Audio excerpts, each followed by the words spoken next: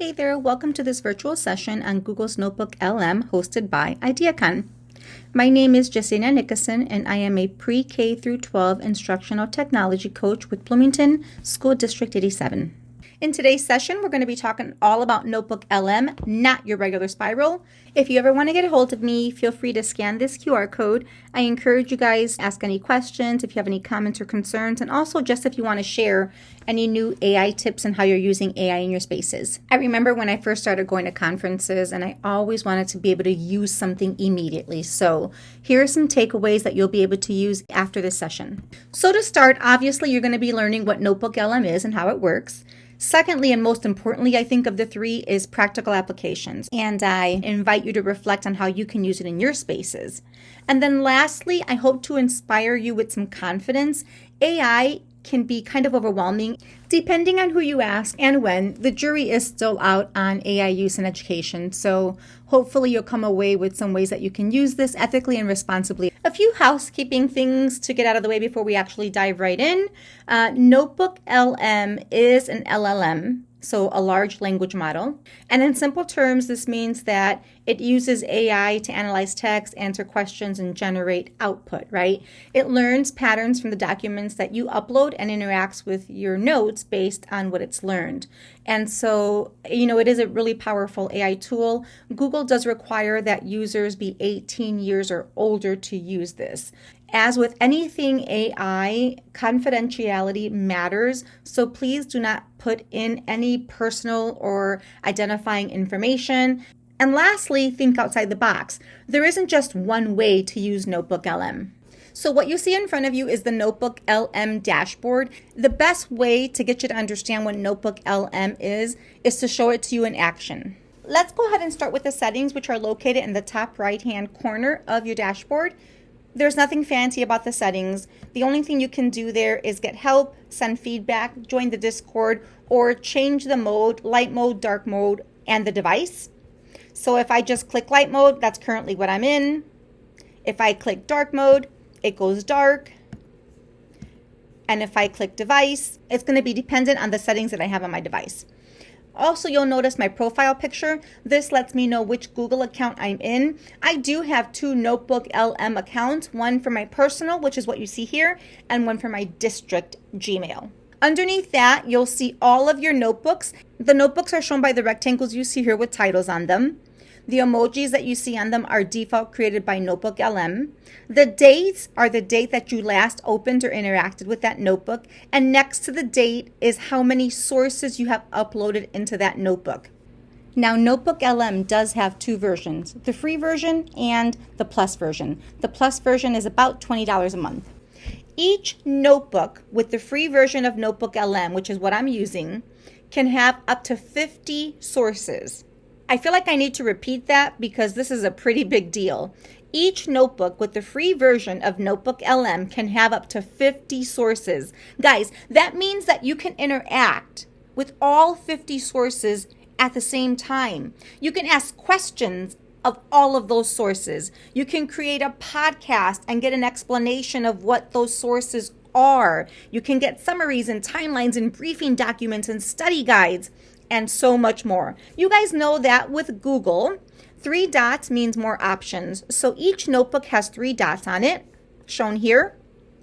When you click on those 3 dots, very simple, you can either delete that notebook. Beware, this is not like your Google Drive, where if you delete a file, you can access it in your trash up to 30 days. With NotebookLM, you delete it, it's gone, you cannot get it back. Okay, so please keep that in mind. Also here you can edit the titles of your notebooks. Over on the right-hand side, this should look a little Google-ish to you, like your Drive. You can take a look at your notebook in Grid View, which is currently what I have, or you can take a look at your notebook in List View. Again, Google, 3 dots, more options. So with those 3 dots, delete or edit the title. It's the exact same thing you would see in your Grid View. And then you can also filter your notebooks by most recent, title, and shared with me. Yes, you can share these notebooks with other people. So think PLCs, think your departments, think teams, think coworkers, think colleagues, think classmates. I'm going to create a new notebook so that you can see from beginning to end all of the things that you can do with it. So here I am. I'm going to select Create New. And another window pops up asking me to either drag a file in or choose a file to upload. Underneath that, you'll see what kind of file types are supported. So PDFs, TXTs, so on and so forth. Because this is Google, you can connect this right to your Google Drive and open up a Google Doc or a Google Slide. You can upload links from websites and YouTube videos. I'll give you a little warning. Sometimes the websites that you link, you'll get an error message that says this source is not supported. And sometimes if you try to link a YouTube video, it'll say that there's no transcript available. And then lastly, you can copy your text right into NotebookLM. Underneath that, you see your source limit. Currently, I have 0 sources uploaded into this notebook because it's a brand new one. So let's go ahead and get started. I'm going to go ahead and choose an article that I just got from National Geographic Kids called Arctic Fox. And I'm going to select Open. And it's going to open up that source directly into my notebook. Notice as it's uploading that source into my notebook, this notebook is currently untitled. So you have to give it a name. Think of like when you open a blank Google Doc or a blank Google slide deck, you have to go ahead and give it a name. The NotebookLM interface is comprised of 4 areas. We've got your sources on the left-hand side. We've got chat in the middle, centrally located. On the right-hand side, we've got both our studio and our notes. I'm going to move you through the interface from left to right. So on the left-hand side, this is where you're going to be uploading your sources. Here is where you can also expand and collapse this source panel if you want to have a wider view of the rest of your dashboard. As you're uploading sources, they're automatically checked. This lets you know which sources you're interacting with. In addition, on the left-hand side, when you click on a source, NotebookLM actually opens up that entire source for you. Now, sometimes the formatting can look a little funky, but it is the entire source that you've uploaded. So I uploaded a PDF about the Arctic fox. Here is that complete source for me. When I clicked on it, it gave me the summary, and then it also gives me some key topics. Moving on to the middle is the chat. I'm going to go ahead and close this source view. I'm also going to collapse it so that I can see more of the chat. NotebookLM already created a summary for me. Underneath that, it's giving me the option to save that summary to a note. That's how NotebookLM works. It works with the sources that you upload, and then via that source and the questions that you're asking it, it starts to create all of these notes that you can save and then also interact with. So here we go. If I choose to save this as a note, I'm going to click Save to Note, and all of my notes appear on the right-hand side.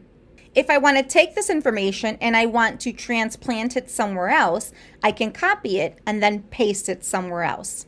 I'm not going to be interacting with this notebook. This source was a Kids National Geographic article about the Arctic fox, and I'm just going to say, and I'm going to ask it a question. Down below are questions that are auto-populated by NotebookLM, so I could just click on one of those questions and it's going to answer it for me.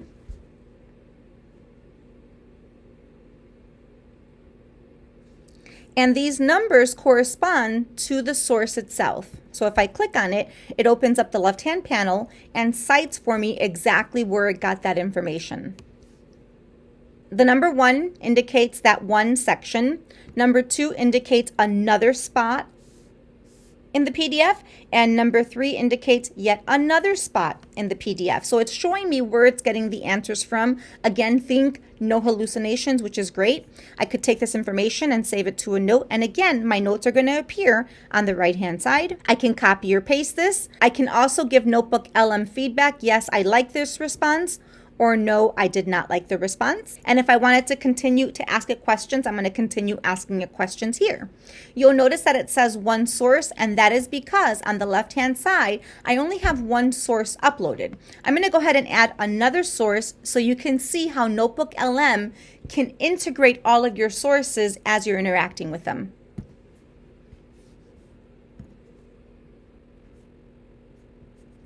I'm going to upload another article about an Arctic fox that I got from World Book Encyclopedia for Kids.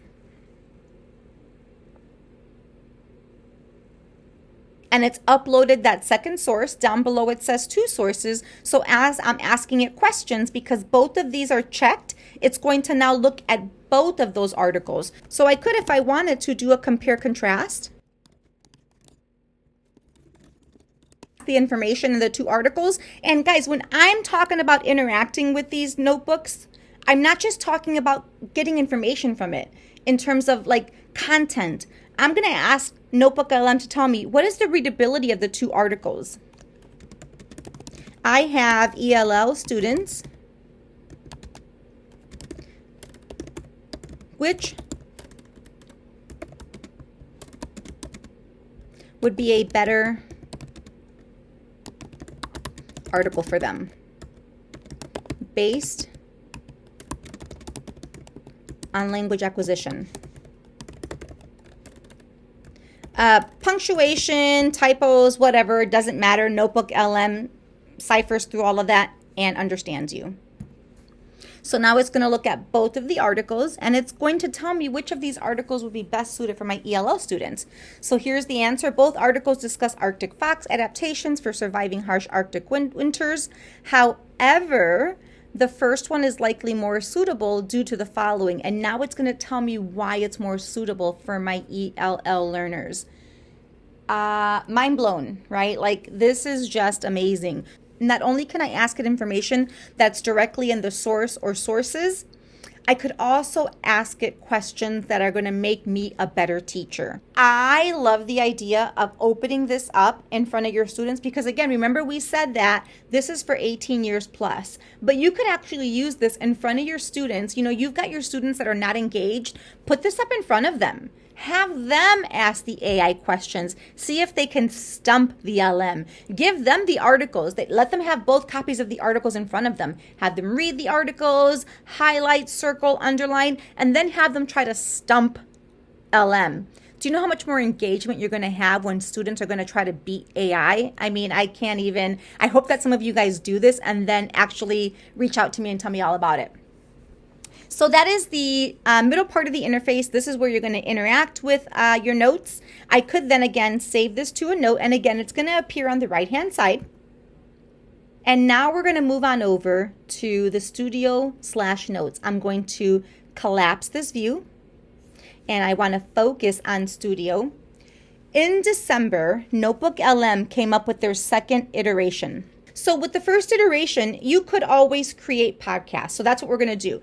I'm going to click customize so you can see what you can customize, but there isn't really anything I want to customize in this podcast that it's going to create for me. So instead, I'm just going to click generate.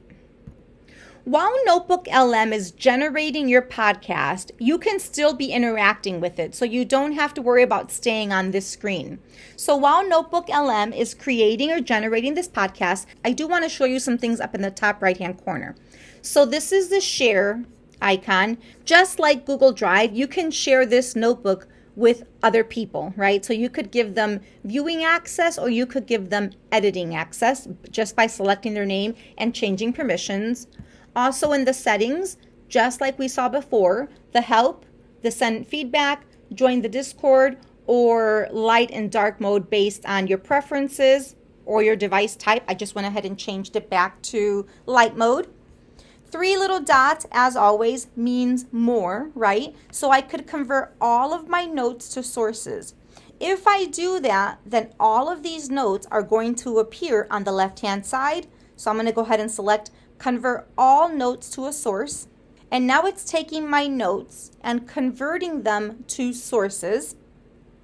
And you'll notice in the middle section, in the chat section down below, as my notes are being uploaded, it's telling me that I've now increased my sources. While we're waiting, I can show you what it looks like if I want to create a study guide. I'm just going to select study guide.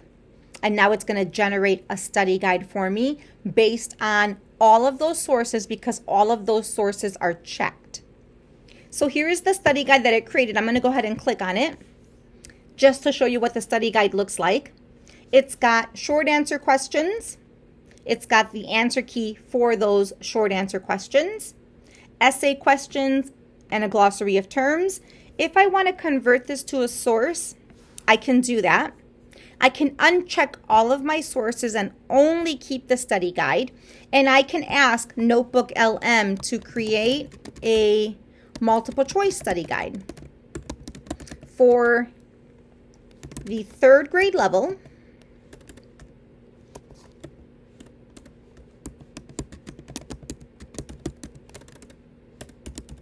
And I can even specify that I want 10 questions.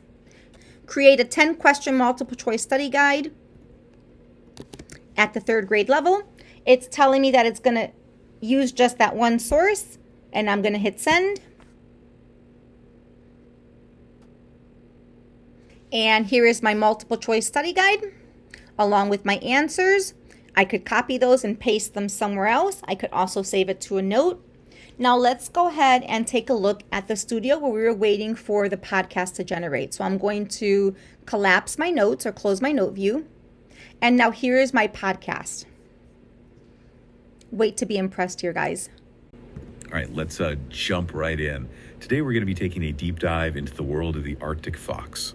Oh, fascinating creatures. Yeah, and we've got 2 sources that we're going to be looking at to really get into it. And one of them had this image that just really just stopped me in my tracks. You know, you see this snowy mound. Right. And you think nothing of it. And suddenly Yeah. it just transforms into an Arctic fox. It really is remarkable how they blend in with that environment, isn't it? Yeah, like that camouflage is Yeah. just incredible. I mean, to think they survive in temperatures barely above 0. But that's not all, guys. Check this out. I'm going to select interactive mode. This is the new part that came out just in December. And I have to play it. All right, let's jump right in. Today we're going to be taking a deep dive. You'll notice that it's going to give me the exact same podcast, but while it's playing, I'm going to select join and I'm going to ask it a question. Into the world of the Arctic fox. Oh, fascinating creatures. Yeah, and we've got 2 sources that we're going to be looking at Okay. to really get into it. And Oh, hey there. What's up? Hey, I was wondering, do either of the articles state what Arctic fox eat? Oh, that's a great question. And yes, they do. yeah, that's a really good point to clarify, actually. Both articles mention that they eat lemmings mostly. Right, lemmings are their go-to, it seems like. But they're also opportunistic, as we'll discuss a bit later. Yeah, so it's not just lemming. Oh, yeah, go on. What in the world is a lemming? Oh, that's a fantastic question. Yeah, it's actually kind of important to know. Lemmings are small rodents, mostly found in the Arctic. Yeah, they're like little hamster-like creatures. And they're a key part of the Arctic food chain. So they're super important for Oh, yeah. Let's hear it. You said the word opportunistic. I don't know what that means. Okay, yeah, that's a really good question. It's an important word to understand in this context. So when we say the Arctic fox is opportunistic, it means it takes advantage of whatever food source is available. Exactly. It's not a picky eater. Yeah, so they don't just stick to lemmings like we mentioned earlier. If they find berries, they'll eat them. If they find insects, they'll eat those too. Or even the leftovers of other animals like we'll talk about later. They are adaptable, which is essential for survival. So they'll eat whatever's around. Precisely. They're not limited to just one food source. Does that make more sense? Hopefully that clarifies things for you. Okay, so let's get back to these amazing Arctic foxes. Yeah, picture this snowy mound. And you think nothing of it, then suddenly... It transforms into an Arctic fox. It really is remarkable how they blend in. Their camouflage is incredible, isn't it? Absolutely, just incredible. And to think, they survive temperatures barely above 0. Yeah, and months of darkness. Unbelievable how they thrive in those conditions. So how do they manage to stay warm and find food? Well, it really comes down to their adaptations. Yeah, like what's so special about their fur?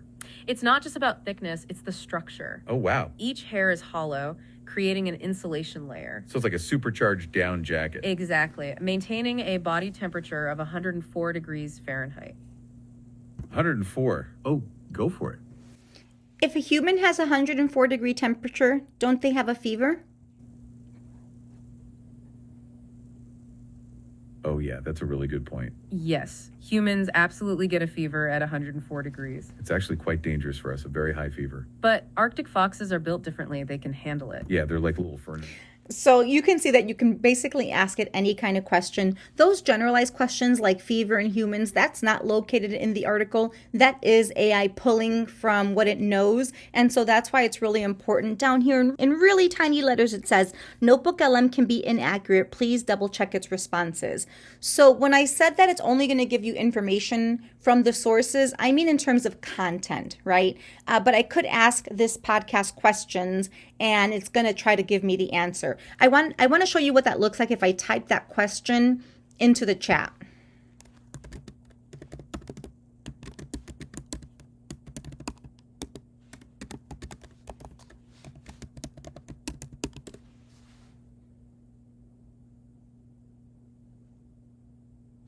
So I asked it, do humans get fevers at 104 degrees? And NotebookLM responds, the sources provide focus on Arctic fox adaptations and do not contain information about human fevers. However, a normal body temperature for humans is 98.6. So there again, it's telling me this information isn't located in the sources. This is information that it's pulling, right? So I could give it a thumbs up or I could give it a thumbs down. So now that you've seen the interface, I want to go ahead and show you, once you have a podcast, if you like it, you can download that podcast.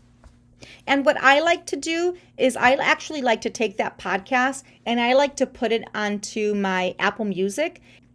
If I have a longer piece of text, then I can take that podcast and I can listen to it on my phone, on my watch, that sort of thing. With your podcast, you also have options. 3 dots means more information, right? I could take those 3 dots and change the playback speed. I could download that podcast and I could delete it. Also, next to each note, the same thing, 3 little dots. I could delete the note. By opening up a note on the right-hand side there, I could actually rename it.